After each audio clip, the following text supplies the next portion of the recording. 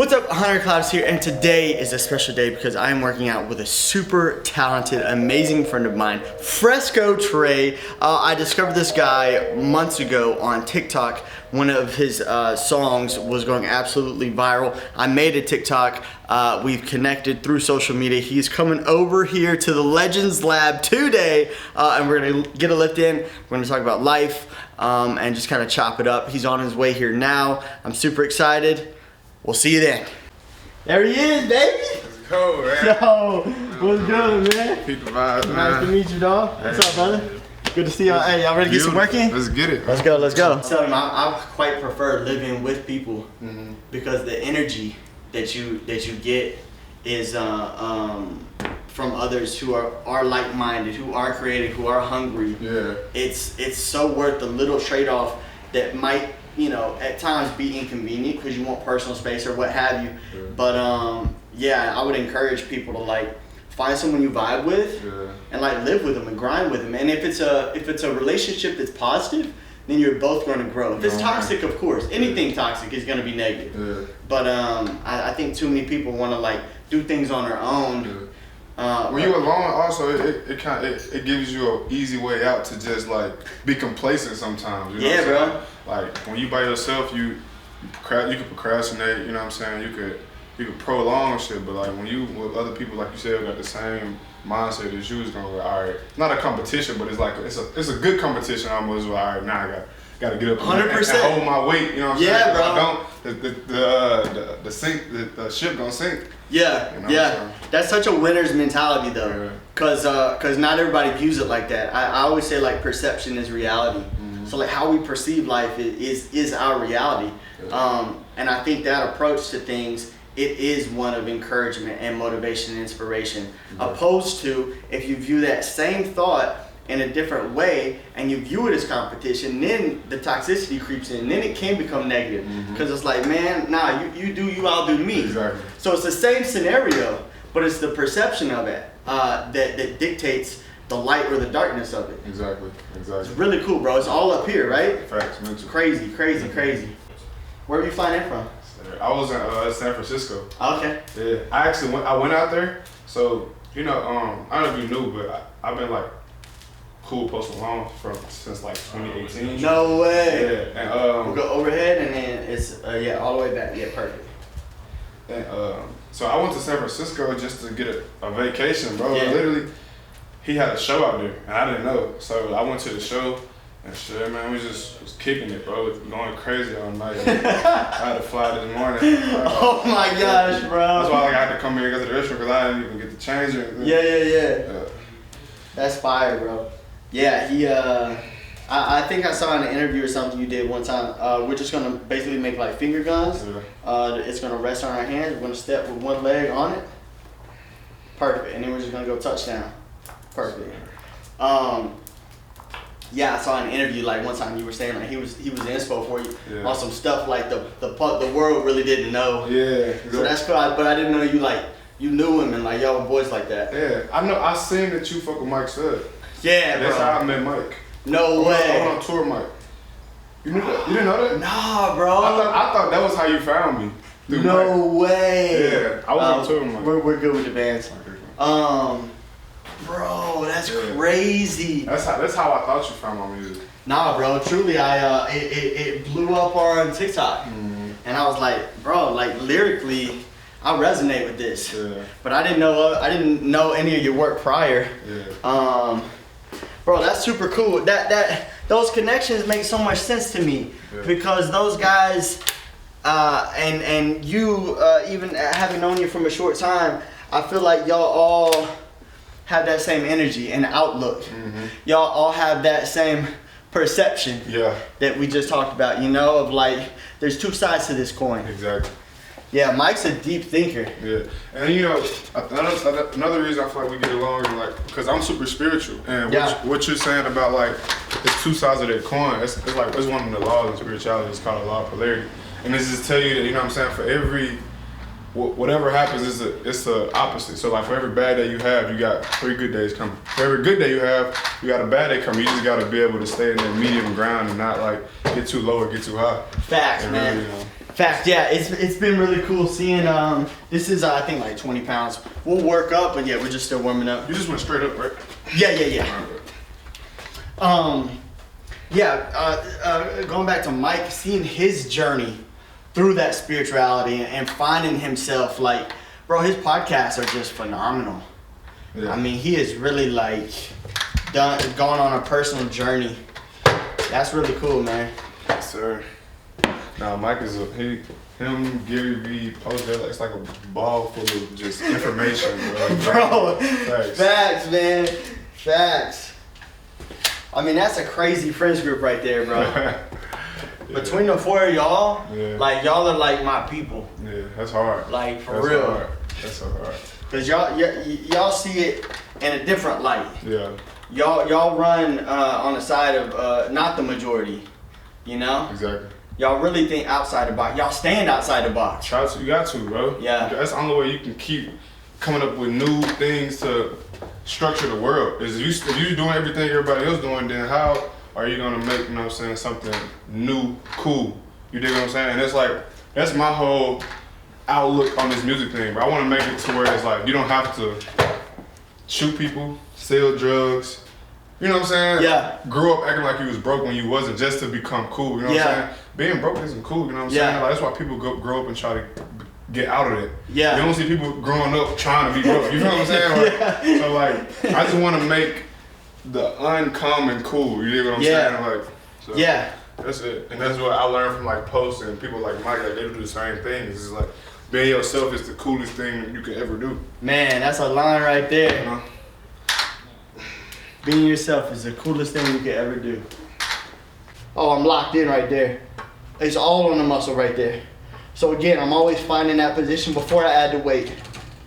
It's like getting your mind right before you leave the house. It's that one thing is everything.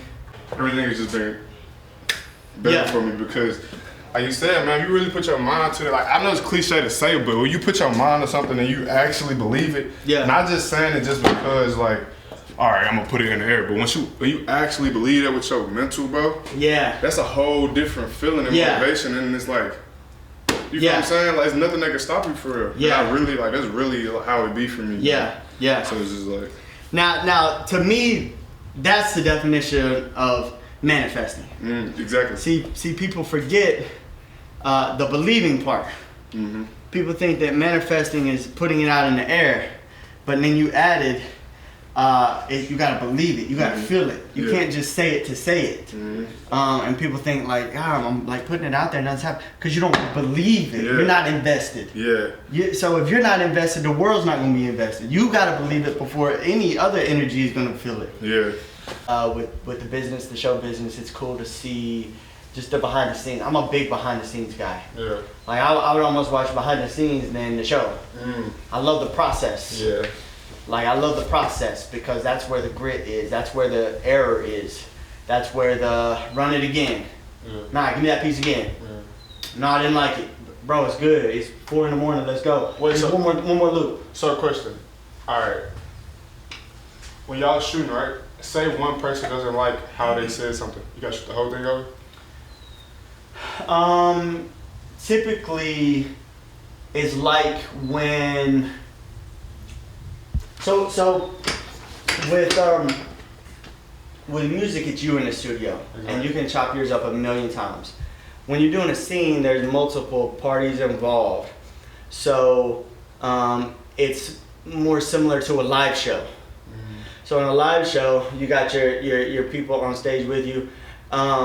If they mess up or mess apart, you just kind of got to roll with it, because you can't just say, hey, let me hit that one more time. It's just the show. So in our world, it's a little different.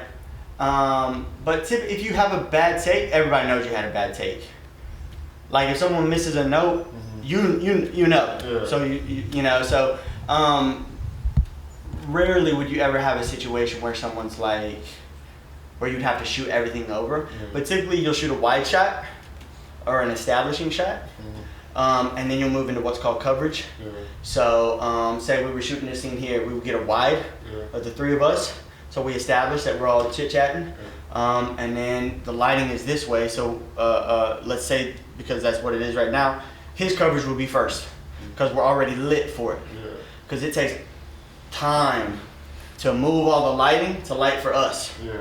Because what the lighting that works for him and makes his face look pretty right now is not doing much for me. Exactly. Because I'm in the shadows. Exactly. I'm backlit, he's front lit. Exactly. So cool, so the wide is gonna establish that the sun's out here, and then we're gonna go into his coverage, and then we're gonna still have to light from over here because we're gonna shoot into it, but we're gonna have to use field light to bounce, you know, so we'll use bounces or cards or even, you know, actual field lights, so we're more illuminated.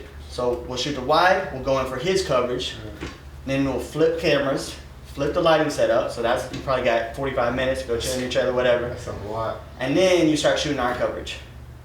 And then probably for us, they would do a 2-shot. So they would have one camera that holds both of us in the same shot. And then probably A cam will probably be a 2-shot, B cam will probably be single. So the first take, A cam's got the 2-shot, B cam's got your single. So you'll have the camera operator, he say, hey, I'm your single. We're like cowboy, we're right here. So you know, and I like to know if I'm right here or if I'm tight. Because if I'm tight and I'm really doing something with my hands, building anticipation, the camera doesn't see it. So what's the point? But if I'm here, cool, so my hands are in play, cool, so then I can give a beat right here, and the camera's seeing this. And when a viewer's in it, they see it. It's the details that make the work beautiful. So yeah, so you always, that's how kind of the gist of our days go. Oh, shit. Yeah. That's crazy. Yeah, bro. That's intense right there, man. Yeah, bro, it's good stuff. Nah, that's I appreciate that though. Appreciate it. With me trying to get into this extra, I don't know. He's just like, it's like almost, it's like I'm nervous to a sense. It's just like, you don't want to fuck up in front of everybody because then it's just like, all right, damn, maybe this nigga ain't no good actor, you know? So, but I understand you gotta have that like sense of, it is what it is, you just gotta keep going and such.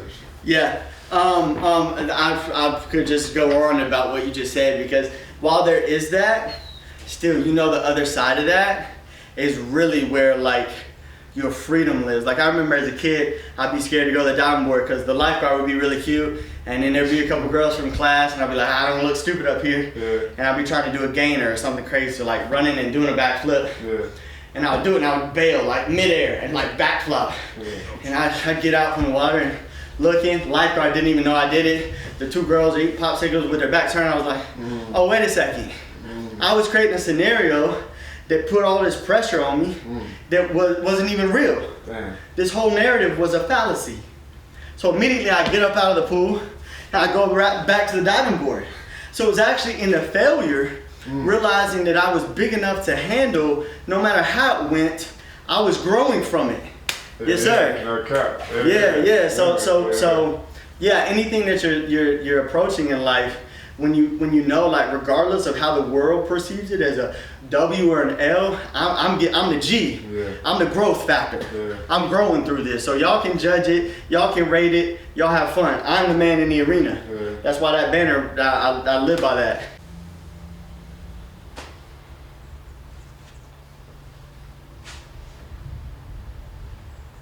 Yeah, that's deep. Theodore Roosevelt said that. Wise man.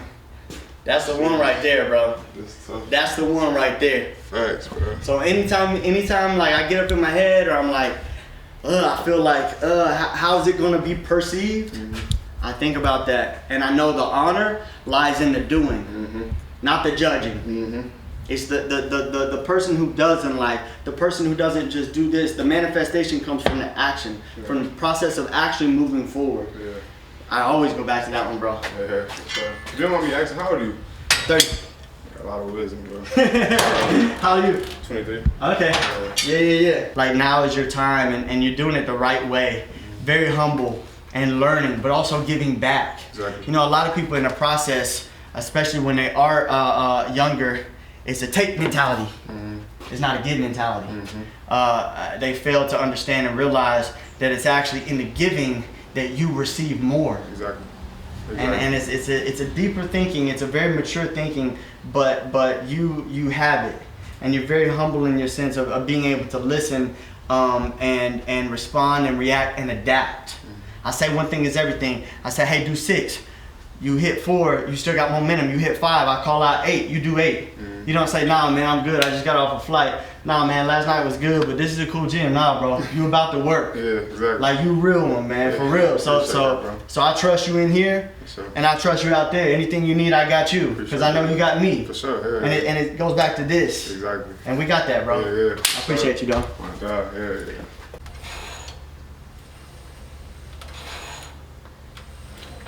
Every day? 6 days. Sundays off? Saturdays, actually.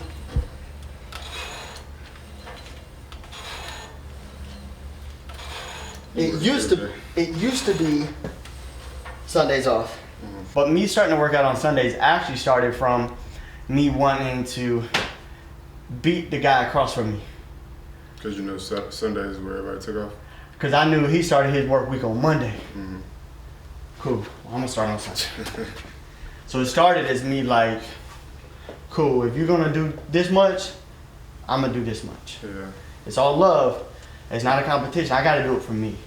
I gotta be the hardest worker. Yeah. So then when I look back, regardless of the W's or the L's that the world gives me, I know I was the man in the arena. I know that I took care of business. Yeah. I know that I really went for it. So that's how it started. But yeah, I start my grind on Sundays. Yeah. So, all right, for you, what does working out do for you? Because you work out every day. Obviously, you do it for your profession, but like, I know people who work out because they clear their mind. People who work out just because it motivates them every day. Like, what would you say your motivation for working out every day, as enthusiastic as you do? Yeah, I think. Well, I heard two questions there. I think the motivation for me is I really try and focus on the consistency of just being a man in the arena and just showing up. I think motivation, dare I say, is like an emotion, and with emotion, sometimes I feel good, sometimes I don't. I can't allow how I feel about it to dictate my ability to execute it. When the work needs to be done, the work needs to be done. I can't allow emotional justifications to excuse my effort that day because I was a little tired, I didn't feel like it. So again, for me, the motivation is if I got it that day, good. If I don't need it. I'm a consistency man.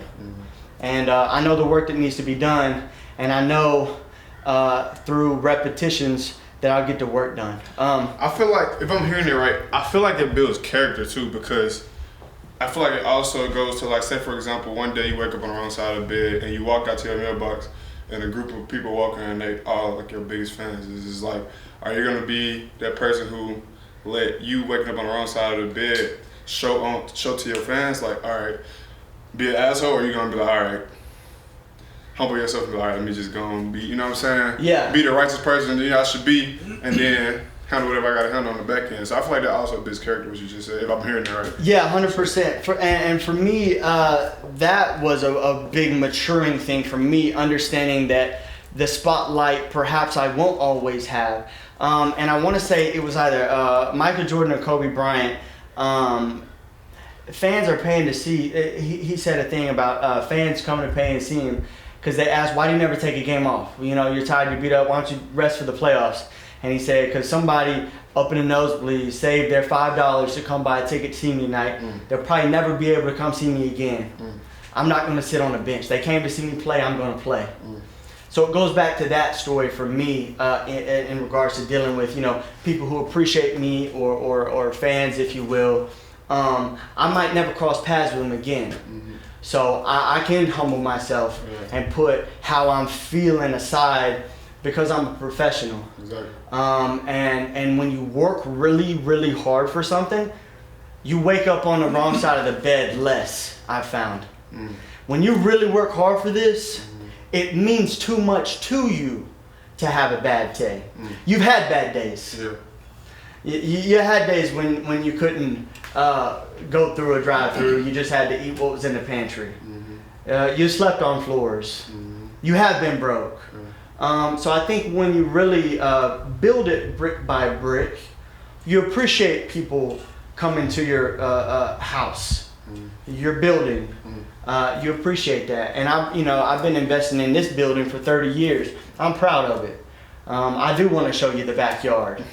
You know, I do want to show you the inner workings of my mind, because I've spent 30 years trying to build something cool. So I'm honored that you would take some of your life to hear what I got to say.